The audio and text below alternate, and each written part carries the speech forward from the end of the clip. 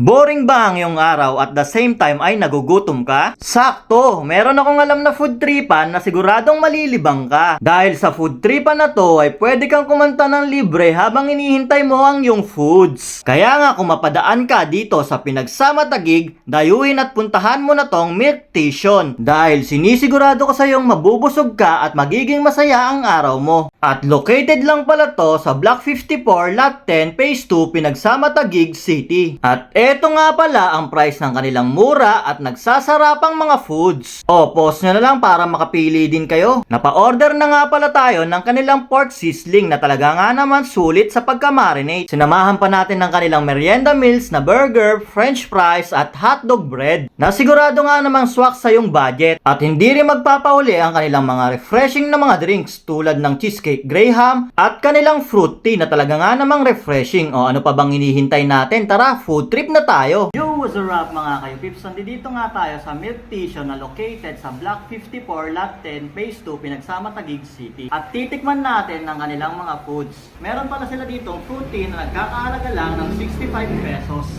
At meron din silang Graham cheesecake na nagkakahalaga ng 115 pesos. Meron din silang pork sizzling na nagkakahalaga ng 89 pesos. Ito. At umorder din pala tayo ng fries na nagkakahalaga ng 60 pesos. Dalawang order na siya. Ito siya. At ang kanilang burger na nagkakahalaga lang ng 30 pesos. At ang kanilang pangmalakasang hotdog bread, ayan, nagkakahalaga lang siya ng 35 pesos. O ano pa bang hinihintay natin mga kayo-pips? Doon na tayo sa exciting part, yung food tripan na. At yun na nga mga kayo-pips, titikman na natin ng kanilang pork sizzling. So, natin. Meron na nga pala tong gravy. At kung gusto mo ng toyo mansi, meron sila dito, manghingi ka lang. So,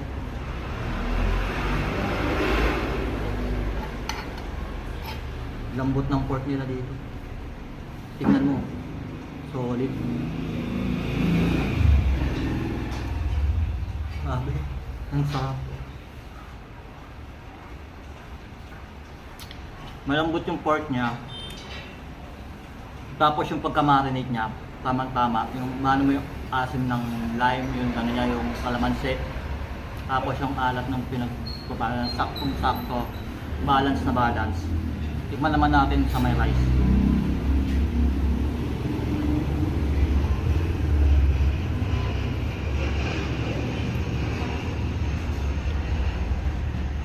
Lagyan din natin ng egg.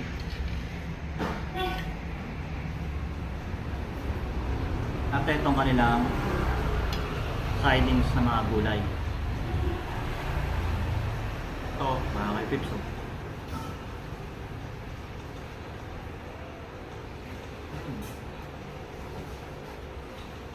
Panalo talaga to sa halaga niya. Pasok na pasok to sa budget. Ang sarap pa. Tikman naman natin ng kanilang hotdog bread na nagkakahalaga lang ng 35 pesos. Lagyan na natin to ng ketchup.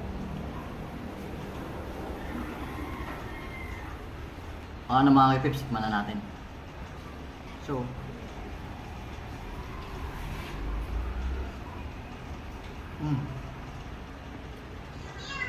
ang sarap. At ang hotdog nga pala nila dito tender juicy na yung king size. Solid, ang sarap. Swak na swak sa budget. 35 pesos lang, mabubusog ka na. Grabe, solid talaga. At pag nakuha nga sa pagkain mo ng kanilang hotdog bread, meron sila ditong fruit tea. Tara, tikman natin. So,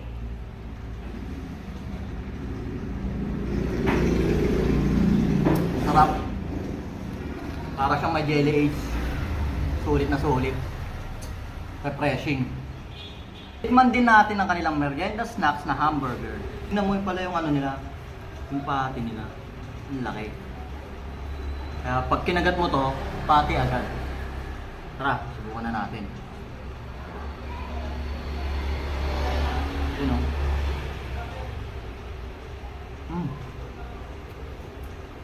Panalo yung pati nila dito, malasang malasa. Solid. Swak na swak sa halaga niyang 30 pesos. Panalo.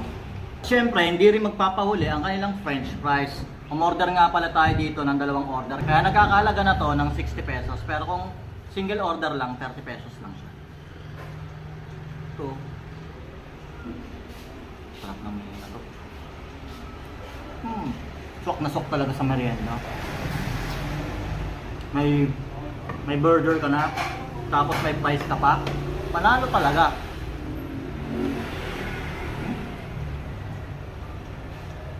At syempre pag nauho ka, hindi magpapahuli ang kanilang Graham cheesecake. Ayun o. 115 pesos lang to. Tara, tikman natin.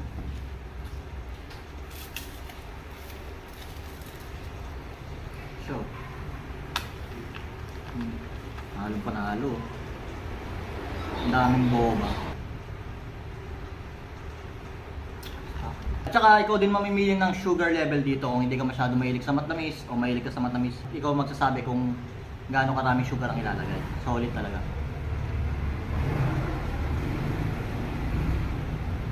Panalo. Yung ano niya, yung cheese niya. Tapos yung tamis. Nag-aalo yung parang may konting alat siya. Tapos tama-tama yung tamis. Panalo. Sarap. Refreshing pa. Kaya nga mga kayo pips, pag napadayo kayo dito sa Pinagsama Taguig, dayuhin itong milk station. Solid. Sarap.